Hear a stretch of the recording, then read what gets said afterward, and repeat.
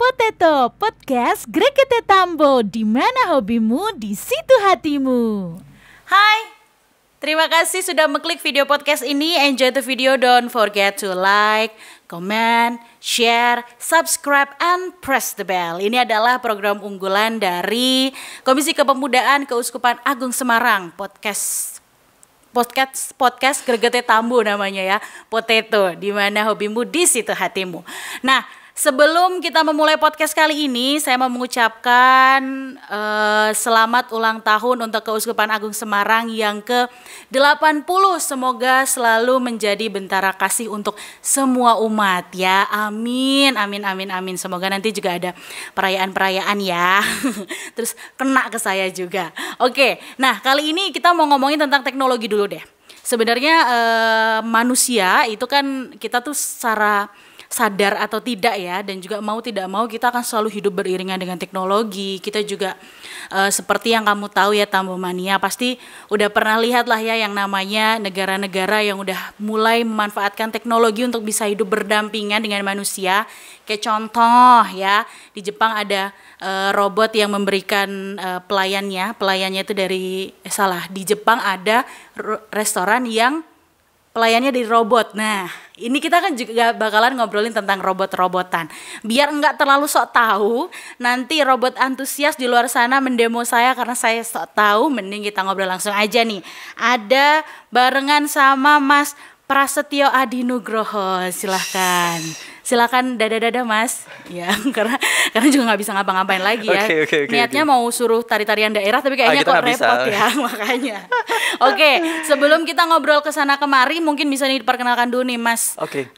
Ke kamera yang ini ya, silakan memperkenalkan nama, asal, dan juga mungkin warna kesukaan ya.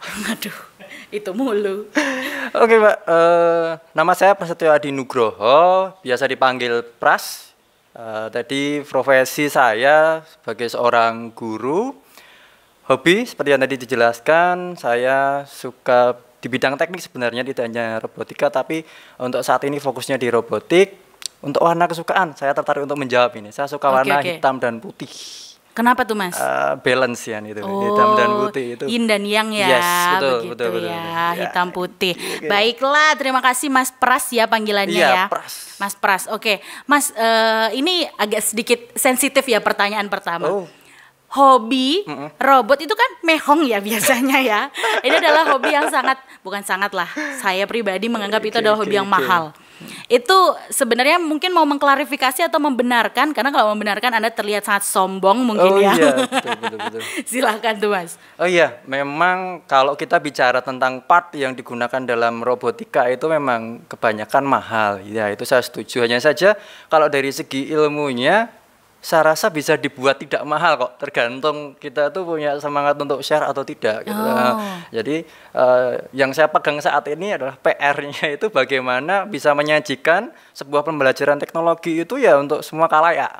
Baik itu mampu atau tidak mampu, bisa beli barang untuk bisa praktek robot ataupun tidak. Itu yang kan jadi fokus juga, salah satu fokus yang sedang saya pikirkan untuk bisa seperti itu. Benar. Kalau tadi dari Mbak sendiri bilang mahal, iya sih memang kalau lihat di pasaran, apalagi kalau kita lihat price robot untuk restoran aja ya pasti di atas 100 jutaan itu. Nah, seperti itu. Tapi kalau dari segi ilmu saya rasa bisa kok yang mahal itu kita buat lebih murah dengan semangat kita berkomunitas robotik seperti itu. Oke, berarti kalau robot ini kan sebenarnya adalah hobi yang bisa dibilang bukan hobi yang baru ya Mas ya. Betul. Kayaknya juga dari dulu saya sering banget tuh dengar orang-orang yang sudah punya komunitas robot dan lain sebagainya.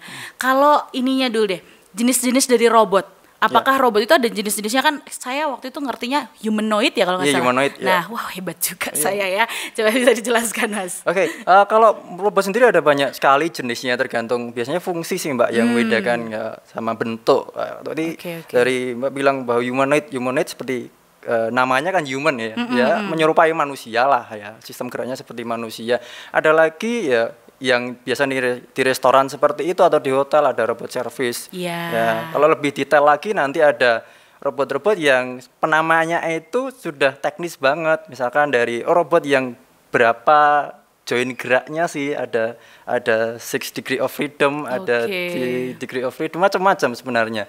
Jadi tergantung kita klasifikasinya seperti apa. Ada yang di pertanian, ini robot pertanian, seperti itu. Hanya seperti itu sebenarnya. Oke. Bahkan juga sekarang ini waktu itu aku sempat baca-baca juga kalau ternyata memang robot yang ngurusin trading namanya, betul. itu juga ada. Kan kita kalau ngikutin apa sih yang namanya itu saham ya Mas ya. Saham kayak gitu tuh juga mesti lihat kurvanya. Kira-kira mau tanam saham di mana, banyak kayak gitu. Ternyata sekarang sudah ada robotnya. Ya. Hebat sekali ya. Benar-benar akan mempermudah pekerjaan manusia. Ya. Kalau ini Mas, ini yang juga ini adalah pertanyaan di hati kecil saya ya, walaupun kayaknya nggak begitu kecil. Kalau Tamiya, apakah dia itu masuk robot gak sih Mas? Ya begini, kalau robot itu sebenarnya kan suatu yang otomatis kan, ya, otomatis. Kalau Tamiya itu kan dia bekerja by track. Robot itu juga ada yang kerjanya by track. Kalau saya bilang Tamiya itu sebagai robot atau tidak itu tergantung itu sedang dimainkan sebagai apa gitu. Begitu. Kalau hanya seperti biasanya kita balapan, Tamiya itu ya itu sekedar mainan saja seperti itu. Baik. Tetapi dari konsep Tamiya itu sendiri bisa mendasari dia menjadi sebuah robot, mobile robot misalkan, robot beroda. Ya itu bisa diambil dari seperti itu. Konteksnya seperti itu. Berarti mungkin kalau ada yang memang udah main Tamiya atau mengkoleksi Tamiya dan lain sebagainya, ya itu punya potensi dia untuk bisa menuju ke robotika sebenarnya. Sistem gerak dia sudah dapat di situ. Apalagi kalau zaman dulu kan ya entah anak-anak atau murid-murid ada yang sudah mengganti beberapa komponen biar lebih kenceng. Itu berarti sudah ada bibit-bibit ya Mas sebenarnya ya. Itu termasuk saya waktu kecil juga mainan Tamiya ya seperti itu. Jadi kalau yang saya ingat tuh satu pengalaman mainan Tamiya ketika saya SD kebetulan. Waktu itu saya kan punya Tamiya nih. Terus saya coba, kalau Tamiya kan baterainya cuma 2 biasanya. Nah, saya tambah jadi 4 kan gitu kan. Oh begitu. Saya tambah jadi 4, lebih kenceng ternyata Mbak. Lebih kenceng. Berarti bikin slot sendiri gitu Iya, Mas? jadi cuma di plester gitu, ditambah kabel, jadi 4 baterainya. Oke. Itu kelas berapa sih Mas? Itu kebetulan kelas 3 atau kelas 4 ya, kok kalau lupa. SD. Lalu timbul pikiran lebih liar ternyata dari situ. Saya juga liar pikirannya. Kalau pakai baterai 4 aja udah kenceng, apalagi kalau tak hubungin ke listrik itu PLN gitu. Nah, tapi waktu itu kan nggak bisa aku nyoba. Setiap mau nyoba kan ada orang tua yang lihat nggak boleh. Sampai pada akhirnya dapat kesempatan tuh Mbak. Orang tua udah tidur semua, aku bangun. Ya ini kesempatan ya. Oke. Udah itu akhirnya Tamiya tak kasih kabel 2, colokin listrik, peledak gitu. Udah gelap semua rumah. 3 hari harus benerin itu. Oh 3 hari? 3 hari itu karena kabel yang di atap rumah itu yang di platform itu pada kebakar. Katanya sih seperti itu. Oh dan kita ada videonya? Oh nggak ada. Nanti saya diomelin sama editornya ya. Itu ceritanya. Jadi mungkin ya sama orang tua aku juga belum cerita sedetail ini sih. Oke, mungkin nanti orang tuanya bisa dikasih link dari podcast ini aja ya Mas ya. Nanti bisa ditonton di rumah menggunakan proyektor. Biasanya kan kalau di SMK itu ada LCD bisa pinjam ya Mas sementara ini ya. Oke. Berarti emang dari kecil udah ada ketertarikan dulu ya dengan kelas 3 SD lo ya mikirin bagaimana nambah kecepatannya. Kelas 3 SD itu kegiatan saya hanyalah bagaimana saya main bongkar pasang itu nggak copot kepalanya, cuma itu doang. Kegiatan dan kegelisahan saya kelas 3 SD sama Tamagotchi saya nggak mati, udah itu doang. Ternyata sudah ada yang memikirkan tentang bagaimana menambah kecepatan. Baiklah. Itu karena saya waktu kelas 3 SD belum punya Tamagotchi, pengen beli itu nggak dibeli-beliin Mbak. Jadi mainannya Tamiya. Mungkin Mas kelas 3, saya juga belum kelas 3 sih Mas ya kayaknya ya. Oke, kalau berarti bisa nggak dibilang kalau Mas tertarik yang namanya robotan lah, robotika ya Mas ya? Robotika ini dari kelas 3 SD itu atau bahkan sebelum-sebelumnya atau benar-benar kayaknya tertarik banget kan kadang main Tamiya itu iseng dan ngikutin zaman ya Say. Nah itu gimana tuh? Ya kalau waktu kecil sebenarnya saya tertariknya dengan teknik sih Mbak. Jadi tidak hanya di bidang robotik aja tapi lebih ke luas karena dulu kan kakek itu kebetulan basicnya juga teknik. Beliau arsitek jadi ya mainin penggaris atau apa sering lihat seperti itu kok kayaknya asik, terus ikutan mainan pakai palu pukul-pukul apa gitu. Pukul kepala mungkin. Sementara belum ada Mbak yang saya pukul. Jangan Sementara dong. loh ini. Oke, jadi mulai tertarik seperti itu, terus ada hobi lagi yang lucu waktu itu. Jadi hampir setiap sore 1 minggu 3 kali itu saya minta diantar untuk ke stasiun. Oke. Lihat kereta. Oh. Lihat kereta itu mulai juga tertarik. Oh, kereta ini bisa jalan gimana sih? Kok Oke, rodanya oke, banyak banget gimana sih? Ya udah, dari rumah itu berangkat kayak orang mau berangkat sekolah itu.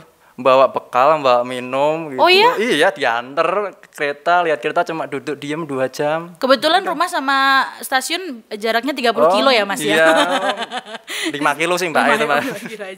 Oke oke. Itu terus Itu benar-benar cuma nonton aja. iya, Setiap sore. seminggu 3 kali lah. Jadi Sambil nggak- dibawain nasi sop biasanya pasti ya. Bedaknya kemana-mana. Oke, jadi itu terus yang pertama kali aku tertarik itu elektronika sih sebenarnya. Dari ini yang nggak kelihatan nih bisa menyala televisi kan, excited tadi dulu. Anak kecil lihat televisi, padahal dulu saya belum punya televisi mungkin kelas 3 SD. Di kelurahan mungkin ya Mas ya. Masih ke Biasanya tempatnya kan. tetangga. Iya. Itu, lihat, oh ini bisa nyala gara-gara listrik ini kan. Ya, dari situ tertarik, maka sampai ke Tamiya itu tadi juga karena tertariknya dengan elektro dulu. Oke. Elektro dulu berproses lagi agak lama. Baru masuk ke robotika itu ketika saya kuliah sebenarnya. Diperkenalkan iya, iya. dengan sistem robotik itu seperti apa. Mungkin baru ngeh, oh ini yang kemarin itu bisa toh diterapkan dalam robotika. Oke. Seperti itu.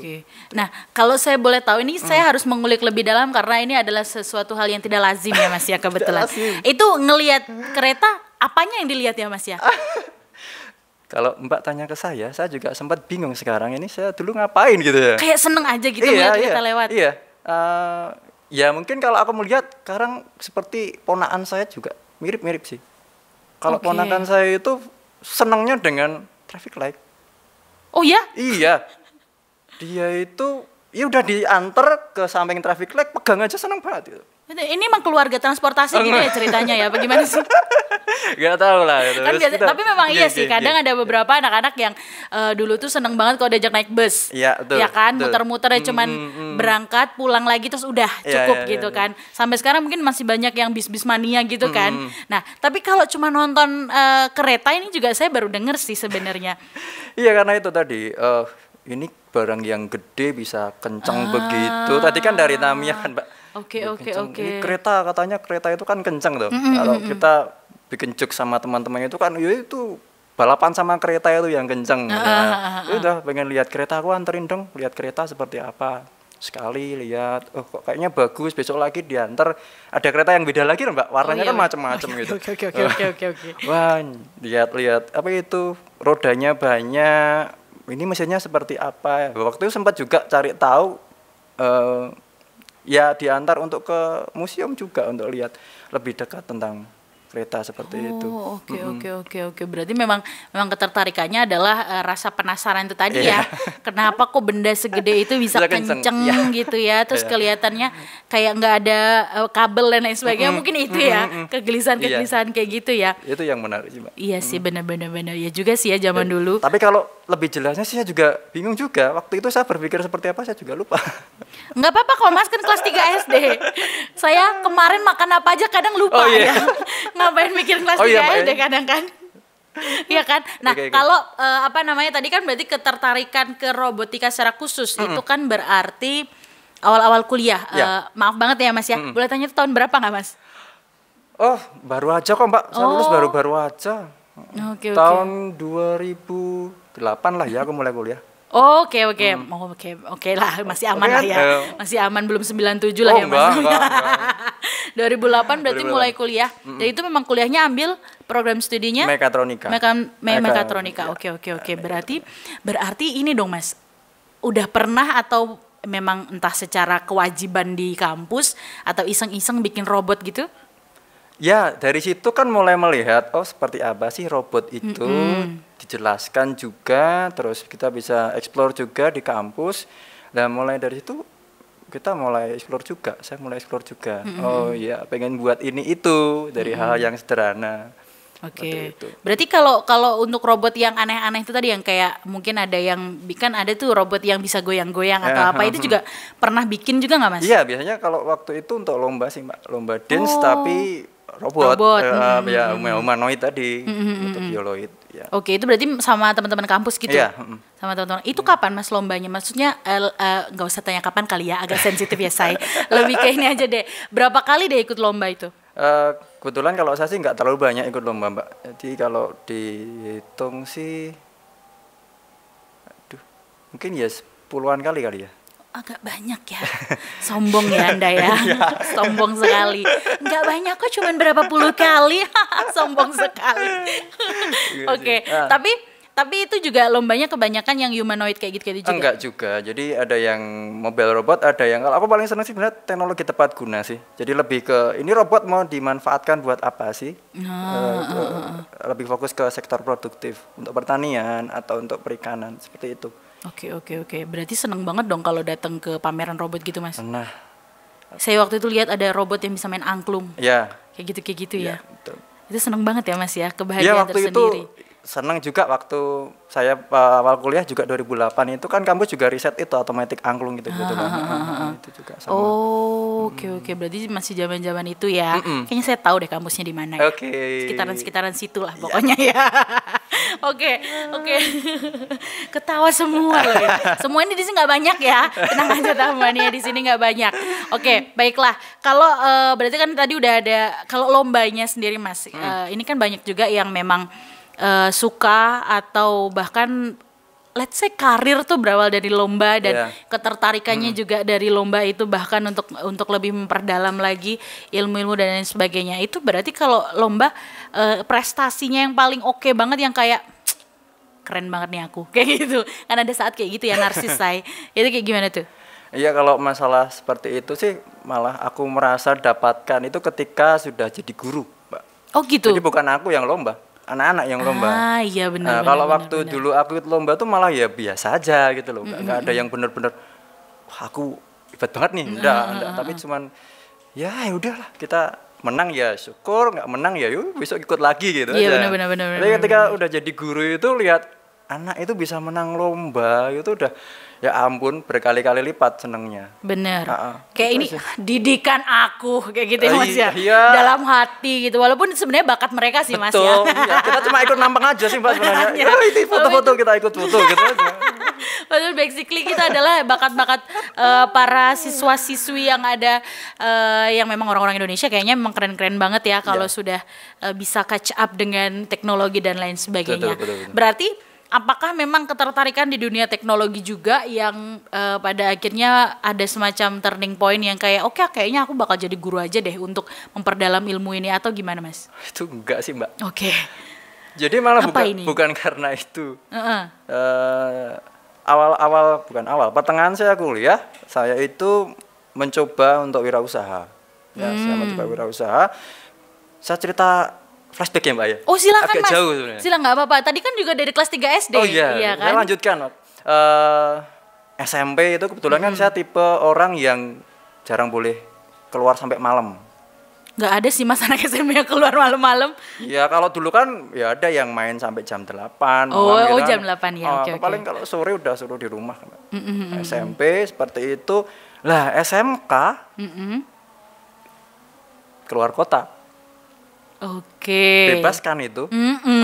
Kaget ya, Say. Enggak kaget itu. Iya, maksudnya kaget kayak, wah, aku bisa melakukan segalanya, gitu kan, biasanya. Seperti itu. Jadi seperti keinginan untuk, wah ini harus eksplor lebih banyak, lebih harus main. Gitu. Jadi lebih apa ya? Kayak malah jarang pulang terusan. Jadi sekolah pagi, siang langsung main sampai pagi kadang-kala gitu, mandi tok. Sekolah lagi, main lagi seperti itu. Ketemu dengan banyak orang di situ. Terus ketemu dengan teman-teman yang waktu itu punya hobi otomotif. Aku nimbrung Mbak di situ. Ada bengkel, ya aku cuma nimbrung aja lah. Kadang-kala bantu-bantu apa yang bisa aku bantu, angkat-angkat atau apa. Ternyata di sana diberi kesempatan untuk belajar. Aku diajarin. Ini loh kalau bengkel seperti ini bengkel modifikasi kan waktu itu di sana. Dari mulai nggak bisa pegang, bedain kunci aja nggak bisa, sampai bisa bedain kunci, bisa ya dikit-dikit lah bengkel juga. sampai pada akhirnya aku kuliah itu kembali ke kota, ke Klaten, lalu mencoba buka bengkel juga. Puji Tuhan bisa rame, Mbak. Tetapi karena aku basicnya modifikasi, yang datang kan anak-anak SMA juga. Iya. Seperti waktu dulu aku main di bengkel juga. Anak-anak SMA datang ke situ banyak, dari SMA A, B, C, D begitu. Itu emang bengkel khusus modifikasi gitu, Mas? Oh, yang suka bikin motornya jadi ceper banget kayak gitu? Macam-macam, Mbak. Dari ceper bisa ditekuk-tekuk, dilipat gitu, macam-macam juga. Oh iya, benar. Yang gitu. dipakai ini kan ban sepeda kadang. Iya. Tipis banget itu. Aduh, gemes. Oke, lanjut, Mas. Terus lebih banyak juga kan waktu itu mungkin trennya bukan modifikasi tampilan sih, lebih ke balap gini. Oh. Lebih balap. Oke. Ternyata kan yang datang itu juga macam-macam karakter anaknya kan. Ada yang anak yang lurus-lurus aja, ada yang suka nikung kanan kiri, ada yang jungkir balik kayak gitu kan. Ya, kita kan tahu semuanya. Oh, ini anak-anak muda itu kan ya macam-macam seperti ini. Ya, aku merasa waktu itu malah anak-anak itu kayak butuh figur gitu. Yang kadang-kala kata-kata seorang figur itu lebih dipercaya daripada kata-kata orang tuanya sendiri. Oke. Jadi iya sih memang. Waktu ada anak-anak banyak main ke rumah gitu, kita ngobrol, sharing, bahkan mereka cerita tentang masalah keluarga atau masalah sekolah atau apa. Oh, seterbuka itu? Iya. Jadi kalau saya tuh buka bengkel tapi malah kayak layanan konseling. Makanya ini berawal dari bengkel gitu ya, Mas, berarti. Itu mereka cerita punya masalah macam ini itu. Oh, kompleks ya. Kita coba diskusi. Terus ada juga yang pengen belajar bengkel juga. Ya udah, saya kasih kesempatan. Besok belajar aja gitu. Ada yang bilang, loh besok kalau pada bisa bengkel ini sepi nih. Enggak masalah, saya enggak masalah mau sepi. Ya yang namanya rezeki nanti ngikutilah, saya bilang seperti itu. Nanti saya matikan bengkel Anda gitu mungkin ya. Dalam hati. Ya kalau dilihat sampai sekarang juga sudah ada yang buka bengkel juga dan mereka enggak lupa sih. Kalau saya ada masalah atau apa berkaitan dengan bengkel, jujur saja, saya sendiri sekarang nggak buka bengkel otomotif gitu. Oke. Saya sambung lagi, wah anak-anak macam-macam dan kebanyakan itu ya anak-anak bermasalah kalau aku bilang. Oke. Anak-anak bermasalah, sering banget Mbak, Mas, aku ada surat nih panggilan dari sekolah buat orang tua, Mas yang wakilin ya. Ya waktu ini itu aku masih kuliah. Kan masih anak kecil juga masih kuliah, iya. Suruh makilin dia sebagai kakaknya datang ke sekolah nemuin guru. Aku pikir itu cuma di sinetron loh, Mas. Enggak, Mbak. Ternyata di Klaten ada ya, Mas ya? Iya seperti itu. Hebat sekali Klaten ini, udah levelnya level sinetron ya. Ya udah, ketemu dengan gurunya, ngomong. Sebenarnya aku juga ketika ketemu dengan guru atau apa selalu aku minta nomor kontaknya guru. Itu enggak, sebentar, itu harus diperjelas ya. Dan Mas melakukan itu untuk berapa murid? Bukan murid. Ya mungkin kalau bilang aku dulu teman tuh ya. Iya, maksudnya berapa teman? Ayo banyak sih, Mbak. Jadi kayak jokian ya. Iya benar. Joki ya. Kalau ada tarifnya udah kaya gitu aku dulu. Terus kalau satu sekolah lah, seperti saya sudah bertemu dengan Anda kayak gitu. Sampai pada akhirnya para guru ini hafal. Iya. Oke. Nah itu karena aku minta kontaknya Bapak Ibu guru dan ketika sampai di rumah aku bilang jujur. Bahwa aku dimintai tolong untuk oleh anak ini seperti ini. Lah, dari gurunya malah lebih terbuka cerita tentang anak. Seperti itu. Nah, itu berlanjut pula kadangkala juga tidak hanya guru sih. Orang tuanya juga. Cerita. Jadi begini. Anaknya selalu pamitan main di tempatku. Beberapa orang tua kan mungkin juga pengen tahu juga sih. Ngapain aja gitu ya. Terus datang gitu, kenalan gitu. Ya, kita cerita-cerita. Ketika datang ya sama, yang saya lakukan aku minta kontaknya Bapak Ibu. Jadi ada ini seperti ini ya, sebuah tempat mediasi lebih tepatnya. Jadi malah fokus bengkel ini malah berubah gitu. Kadang-kala jadi tempat penitipan anak juga. Berubah gitu. Aku punya kontaknya Bapak Ibu guru, punya kontaknya orang tua. Bener. Jadi ketika nanti misalkan aku tahu nih, ini anak ini jam sekolah nih datang ke bengkel. Gitu. Pakai seragam, tak tanyain, udah pulang beneran belum? Udah Mas gitu. Manggil aku Mas gitu. Ya aku tanya gurunya, beneran enggak? Ternyata belum, dia bolos ini. Lebih serem ya? Ya bolos ya. Kalau bolos biasanya aku ngabarinya, kalau enggak gurunya ya orang tuanya. Tapi dari orang tua biasanya juga bilang, ini mau dijemput atau mau bagaimana, saya harus bagaimana. Kan intinya tugas saya memberitahu bahwa anaknya di tempat saya. Aku juga nggak mau disalahin Mbak kalau ada apa-apa kan. Iya sih, benar. Terus ada ya udah Mas biar di situ dulu. Ada apa seperti itu. Ada yang gurunya datang duk, jemput anaknya, ada yang orang tuanya datang jemput anaknya juga ada, dan mereka itu belum tahu kalau aku yang ngasih tahu orang tuanya. Oh gitu, jadi sampai saat ini Anda itu masih malaikat untuk mereka ya.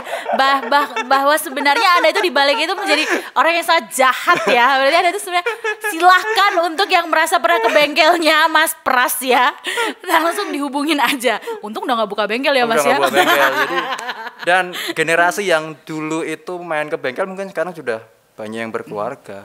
Oh gitu. Seperti itu. Jadi ada pertanyaan juga sih di pikiran mereka, sering didiskusikan itu kalau rame-rame. Ini kok selalu pas banget ya? Kalau aku bolos di sini kok pasti dijemput. Kalau aku di sini ada orang tua yang datang, seperti itu. Ya, tapi mereka nggak berani tanya sama saya. Mungkin di belakang ngomongin kamu. Oh bisa ya, jadi Mbak, bisa jadi. Tapi aku sih ya, udah biarin lah. Tapi ya, dalam tanda kutip untuk kebaikan mereka lah ya ibaratnya. Gitu. Dari situ juga aku lebih leluasa juga ketika anak-anak itu modifikasi direstuin orang tua itu lebih. Oh iya benar. Aku juga enak gitu loh Mbak. Duit Anda juga duit halal ya Pak ya. Oh iya, itu yang paling penting sih Mbak. Itu yang paling penting. Biasanya kalau duit haram tuh cepet habisnya soalnya ya. Oke, berarti itu terus akhirnya jadi guru itu tadi? Iya, jadi ini kok seneng banget gitu loh bisa share ngajarin teman-teman muda, terus bisa ketemu orang-orang muda juga kan itu seumuran SMA. Nah, kebetulan juga ada tawaran ketika saya semester terakhir, semester 6. Oke. Karena waktu itu kan D3. Semester 6, ini ngajar di sini mau enggak? SMK kebetulan. Enggak ada kata lain dong selain bilang iya. Iya, walaupun saya tahu kalau aku mulai ngajar di situ ya kegiatan yang kemarin balap-balapan itu kan harus tak tinggalkan juga. Walaupun aku juga butuh waktu untuk tempering kurang lebih 3 tahun itu. Jadi 3 tahun ngajar tapi juga masih balapan.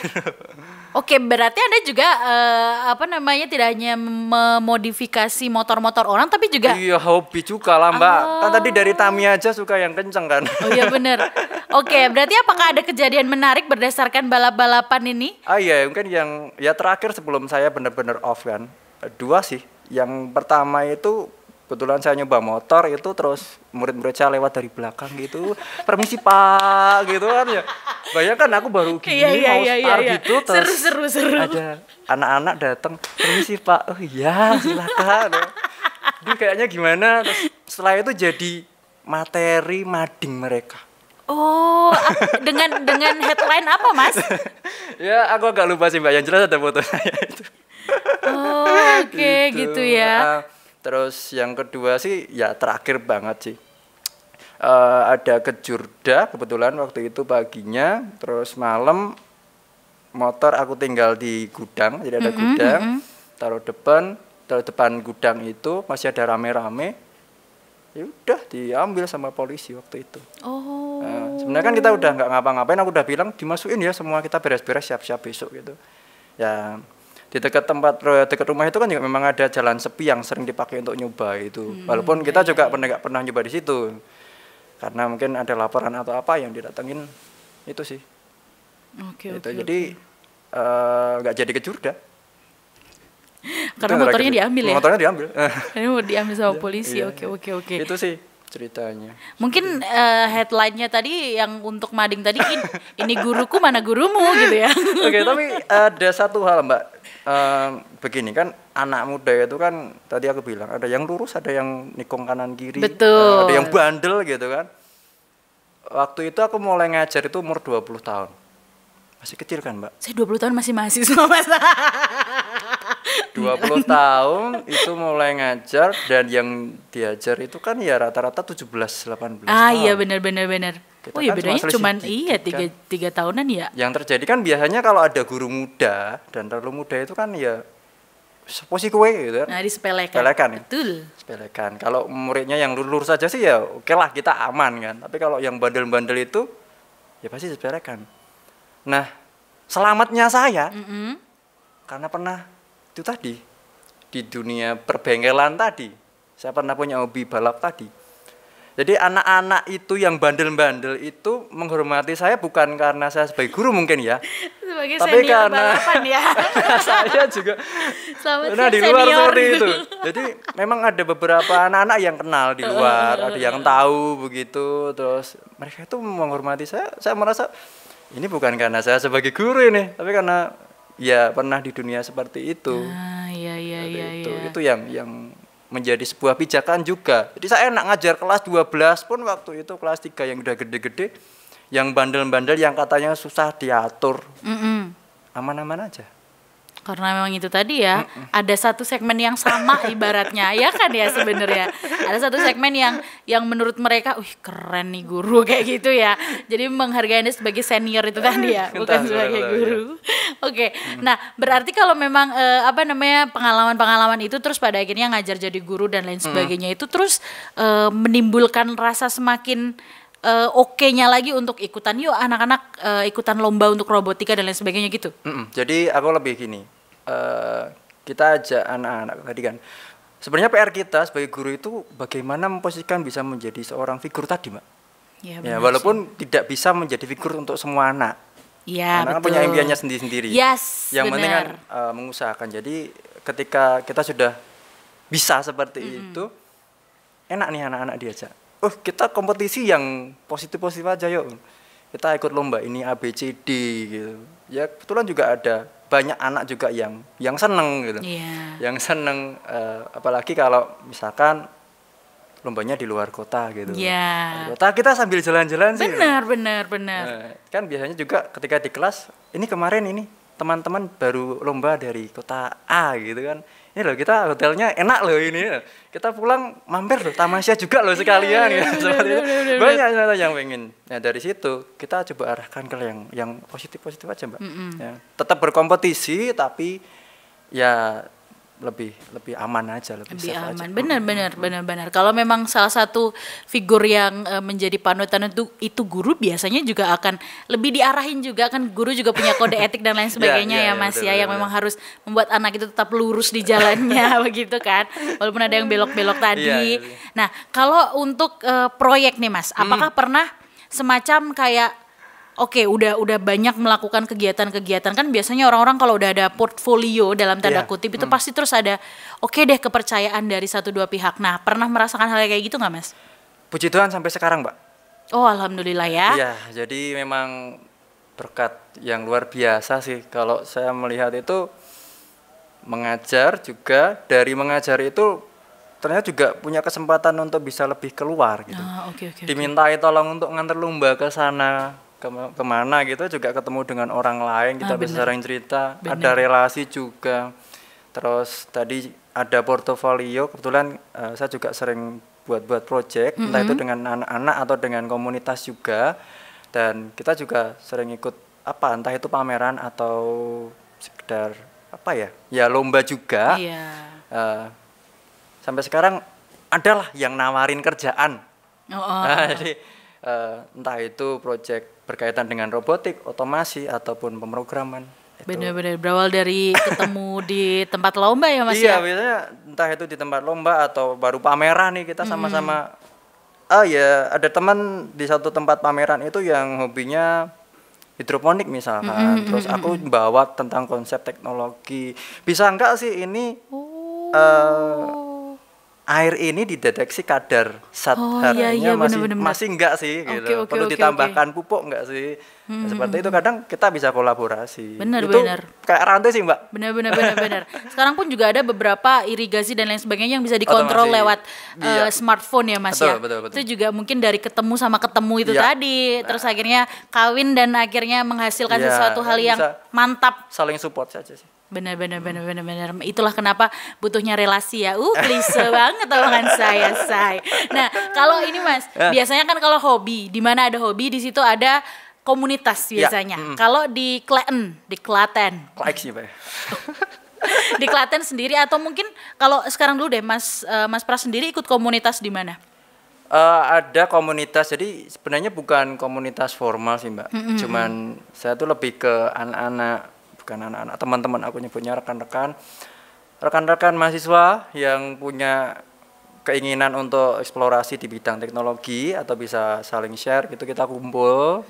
Terus kita tentukan harinya apa, kita bisa sharing bareng-bareng. Atau ada yang punya, ini aku punya tugas nih, sulit banget, kita bisa diskusi.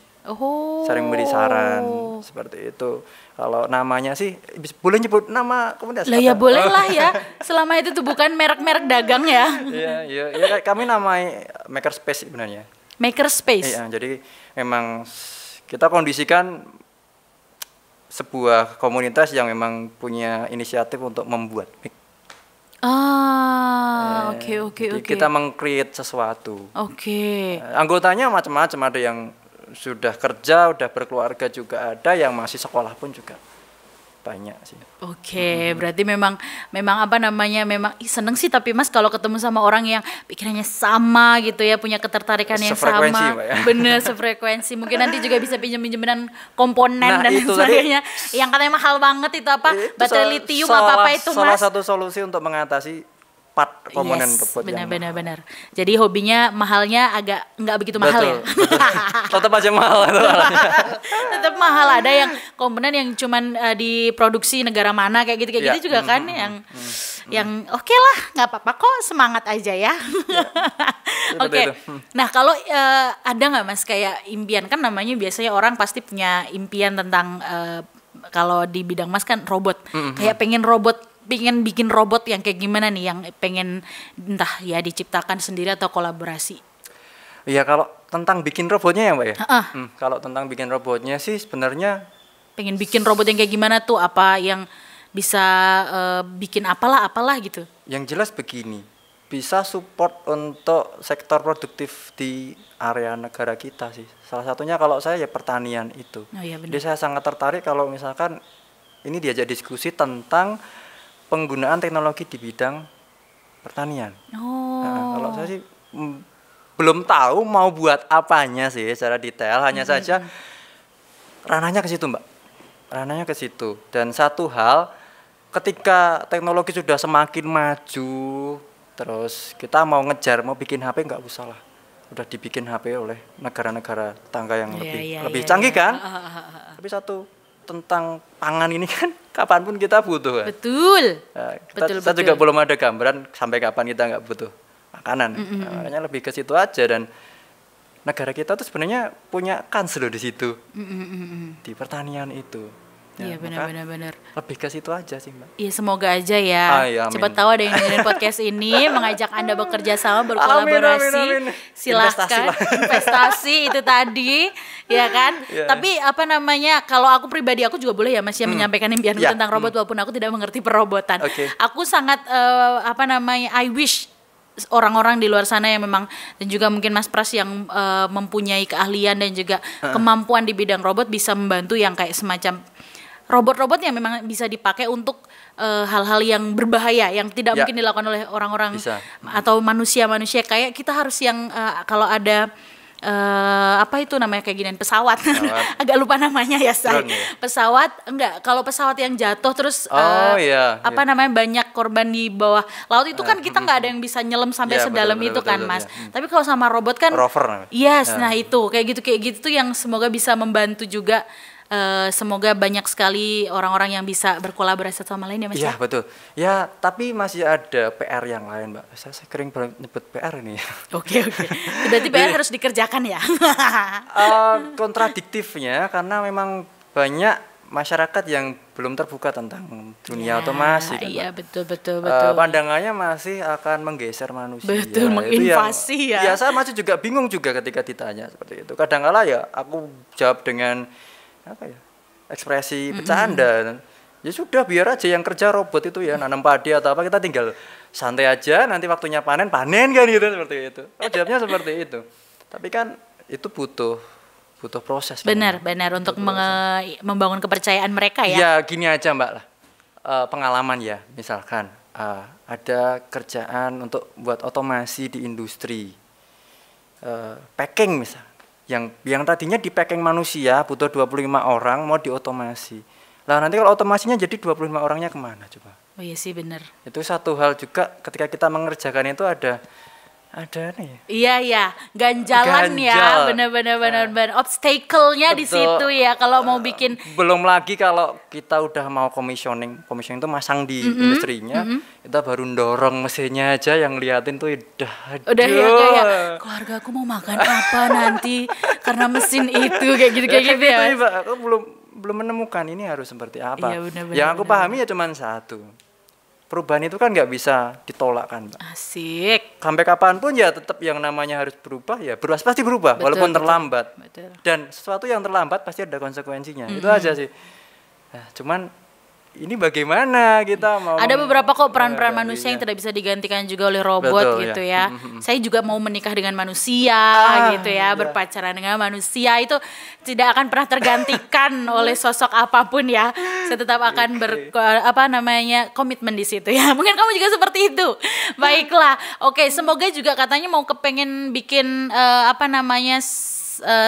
komunitas atau sekolah di Klaten, Mas? Iya, kalau sekolah memang sudah pernah mendirikan sekolah robotik. Yang belum itu yang menjadi sebuah cita-cita membuat platform yang memang gratis. Oke. Untuk bisa memberikan fasilitas belajar tentang teknologi, Mbak. Jadi kalau kita lihat-lihat di luar negeri sana tuh ada banyak platform yang ini tuh dia non profit tapi kok bisa hidup dan bisa memberikan sesuatu untuk orang-orang yang pengen belajar seperti itu. Nah, dari situ punya keinginan hati juga, ini di Indonesia bisa nggak ya dibuat seperti itu? Semoga ya Mas ya. Nah, maka salah satu yang saya yakini sekarang dengan itu tadi, saya membagi dua ranah. Ketika saya di industri ya itu kerja, aku harus punya dari situ. Yang namanya kita mau share kan harus punya dulu, Mbak. Betul. Paling enggak ya nanti bisa balance lah. Nah, itu yang saya pahami apa ini menjadi jalannya supaya nanti bisa suatu saat benar-benar free nih, ini kalau mau belajar robotik ke tempatku nih, tak ajarin, tak pinjemin alatnya sampai seperti itu. Pengen banget ya kayak gitu ya Mas. Impian, Mbak. Amin. Biasanya kalau niat baik tuh akan dipertimbangkan sama Tuhan ya. Nanti aku WhatsAppin ke Tuhan, oke? Best friend soalnya ya kita. Oke, terima kasih banyak Mas Pras sudah berbagi. Semoga impian-impiannya juga tercapai. Amin, Mbak. Terima kasih banyak. Dan juga untuk siapapun yang mau melihat karya-karyanya Mas Pras bisa dicek di mana, Instagram atau mana ada Mas? Iya, di Instagram ada atau di makerspace.id. Ya oke, silahkan nanti dicantumkan di bawah ya Bapak editor. Dan juga Instagramnya nanti bisa disebutkan. Mas, Instagramnya di mana? Di Prastia Adinugraha. Oke, sip, nanti bisa dicek di sana. Dan juga untuk kamu yang merasa membutuhkan tempat untuk sharing juga tentang hobi-hobi yang sekarang ini kayaknya memang orang-orang harus tahu nih, ada hobi yang menarik nih yang akan di-share, bisa langsung kasih tahu data diri dan juga informasi tentang hobi kamu, either itu portfolio atau mungkin narasi tentang hobi dan lain sebagainya, bisa kamu cek di email yang ada di bawah ini ya. Tolong ditaruh di bawah ini. Oke, terima kasih sudah mendengarkan dan juga menonton podcast ini. Sekali lagi saya ngucapin, kita berdoa ya Mas ya, ngucapin selamat ulang tahun untuk Keuskupan Agung Semarang yang ke-80. Semoga Mas, ada yang baik-baik aja tentunya. Oh iya, itu sangat tidak ada perkembangan ya doanya. Siapapun yang ulang tahun doanya pasti itu. Pasti kan namanya permohonan yang baik-baik kan. Bener, Pak, ya? Betul. Semoga menjadi jaya di udara, air dan laut ya Mas ya. Jaya. Jaya. Oke, terima kasih. Tetap jaga kesehatan. Potato Podcast Gregete Tambo.